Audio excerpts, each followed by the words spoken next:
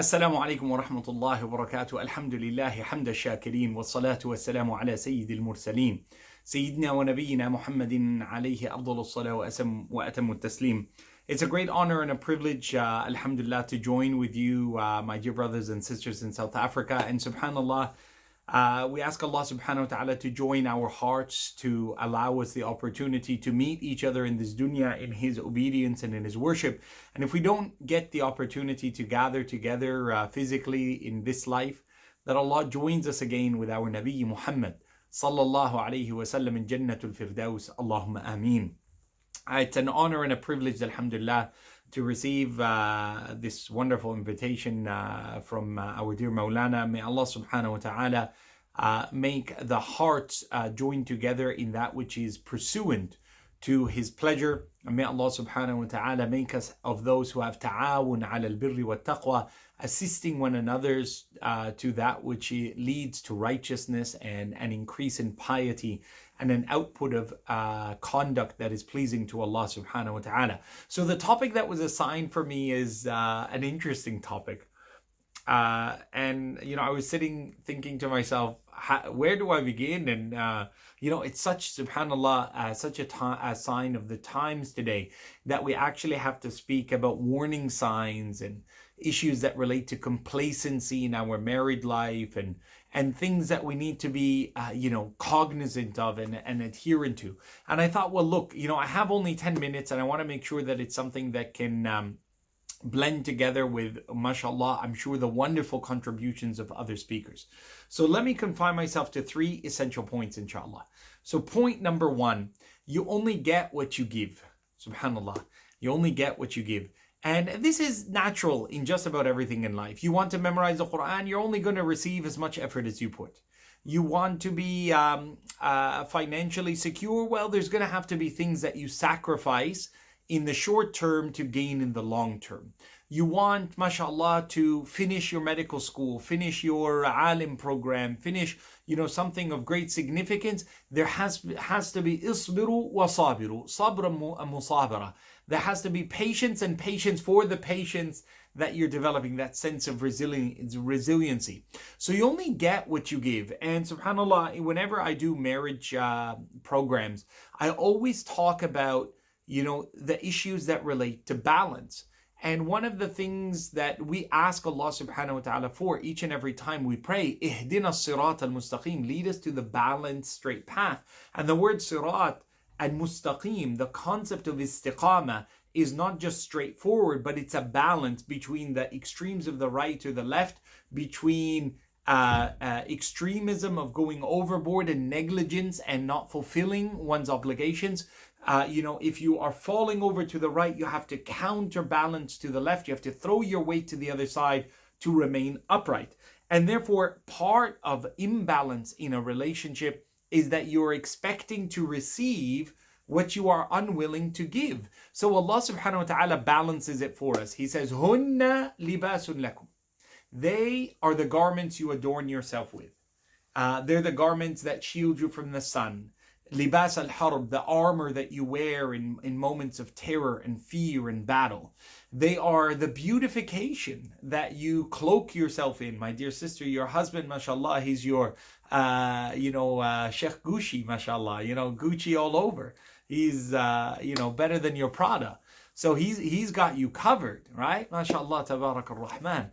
So they're the one, they're the arm candy that you have, not that purse, but he's your man. She's your woman. She's the one. إِذَا نَظَرَ إِلَيْهَا زَوْجُهَا أَسَرَّتْ. The Prophet ﷺ said the best of things to be attained is for the rank of a woman to feel that when her husband sees her, she pleases him. That's the greatest joy a man can have. خير متاع الدنيا المرأة الصالحة الذي إن نظر إليها زوجها أسرت. Right? So that's an incredible accomplishment for a woman and an incredible attainment for a man. So you only get what you give. She's your clothing, you're her intimate clothing, the thing that comes near you that nobody else can come as close as that. Allah subhanahu wa ta'ala says, هن حرث lakum. They are the place that you plant your seed and the fertile ground where you will nourish the tree of faith of your children, of your children's future. Allah subhanahu wa ta'ala says, وَلَهُنَّ مِثْلُ الَّذِي عَلَيْهِنَّ بِالْمَعْرُوفِ. Give to them that which you ask of them. Subhanallah, right? So you only get what you give. You will only be the king, my brother, if she feels like the queen, right? She's got to have a throne just like you have a throne, Yahya. Because kings don't sit on a throne without a queen sitting on a throne.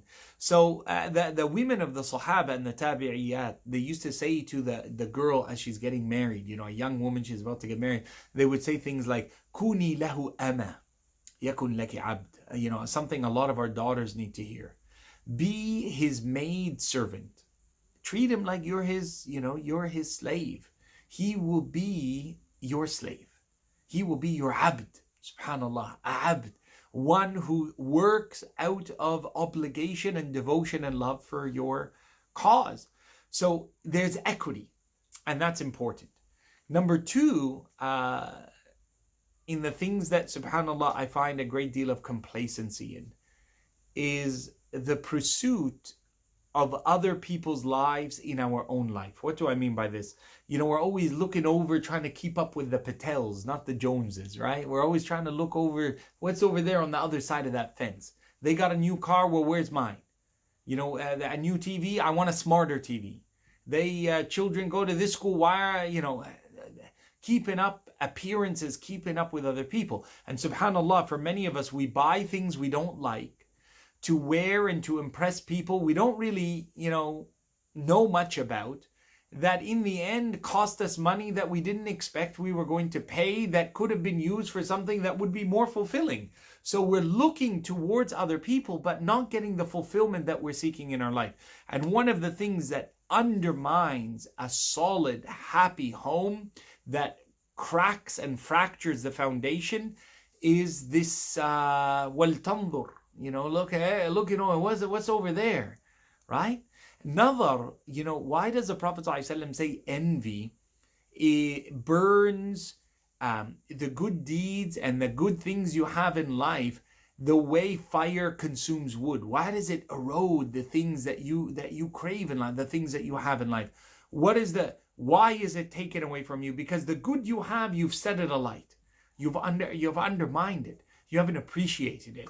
So keep in mind that by you looking over to the other side, you seeking to have what other people have, you always focused on other people's aspects, is one of the root causes to your own level of dissatisfaction. One of the philosophers, he said, to avoid discontent results in discontent. If your whole life is built on, I don't want to be unwell, I don't want to be unhappy, how could this happen, then anything that happens is exaggerated in your mindset. And therefore, don't look towards others. In fact, this was a warning of Allah to even our Nabi sallallahu alaihi wasallam in Surah Taha, وَلَا تَمُدَّنَّ عَيْنَيْكَ إِلَى مَا مَتَّعْنَا بِهِ مِنْهُمْ أَزْوَاجًا مِنْهُمْ زَهْرَةَ الْحَيَاةِ الدُّنْيَا لِنَفْتِنَهُمْ فِيهِ. Right? Do not, Ya Muhammad, you and your family, you and your companions, look towards the greatness, the grandeur, the splendor that we have given to these unbelievers. That is a zahra. It is a flowering plant of the dunya. It is a momentary fragrant flower that blooms but dissipates and its leaves fall. تَذْرُوهُ الرِّيَاحِ in Surah Al-Kahf, that it becomes scattered by the wind. It becomes nothingness in the end. وَالْبَاقِيَاتُ الصَّالِحَاتِ خَيْرٌ عِنْدَ رَبِّكَ. The things that remain, the things that are kept with Allah, the love you interchange, the mercy you share with each other, the comfort you provide each other, the insular gathering of your home and your family, the bread you break with each other, the food you put in your wife's mouth, the appreciation she shows, the smile you get in the morning, all of that is far, far greater than the zahra that blooms and dissipates. And third and finally, so I don't take too much of your time, of the things that are a matter of significance as the days go by, that we need to pay attention to, is to live life not just for others, but also for our own joy. SubhanAllah, one of the places I always begin when I do counseling, and I do it from abroad. So sometimes I do it via Zoom and Skype for people in different places. Sometimes it's easier to speak to somebody abroad from you who isn't going to see you in the masjid the next day, right? But somebody you still trust and are able to communicate openly with. So, one of the first things that I begin is I ask, not what's wrong, but what's right. So what do you enjoy about life, akhi? What are the things you love? I don't tell me, I love my kids. No. Leave the kids out of it. What do you enjoy? And a lot of people stumble. A lot of people, sister, what are you passionate about? What's important to you? My family. Okay, yeah, no, everybody's family is important. What is significant for you? And a lot of people, because they haven't invested in themselves, they haven't understood what they love for themselves, how can they love it for other people? Look at the hadith of the Prophet ﷺ. لا يؤمن أحدكم. You cannot come to a sureness and a completeness of faith until you love for your fellow man حتى يحب لأخيه ما يحبه لنفسه. What they first loved for themselves. Which means for me to appreciate things for you, for me to be able to give you, for me to be able to share with you, I must know what I want, what I'm passionate about, what is important to me, what are the things that I can find comfort in, what are the things that give me joy. And this is in things that are intimacy issues. These are things as in education. These are things as in friendships that we make, sporting activities that we engage in, business initiatives that we do, volunteer aspects that we are involved in.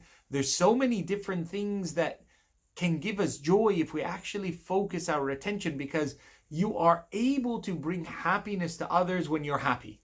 It's very difficult to make somebody happy when you're miserable. How am I supposed to make you happy when I'm not happy? I'm not happy. How can I make my children happy? How can I make my wife happier if I myself have not discovered what are the things I'm passionate about? What are the things that I enjoy? What are the things that are important to me? And therefore you see, the Rasul ﷺ was described as أسعد الخلق. And in the Arab we have a saying, we say, أسعد الناس من أسعد الناس. The happiest of people is the one who's able to use their happiness to bring happiness to others. So investing in yourself, invest in your education, invest in your Quran, invest in your business, invest in your sporting activities, invest in your friendships, invest in that which is outside the home and inside the home. Invest in all of the different aspects that bring you joy, and itemize the things that bring you happiness. You'll then understand why it's important to let other people be happy. Why don't people like others to be happy? Sometimes it's because they're not happy. One of the dua, subhanAllah, that I make is I say, oh Allah, protect me from the envy of others by giving them what they desire themselves.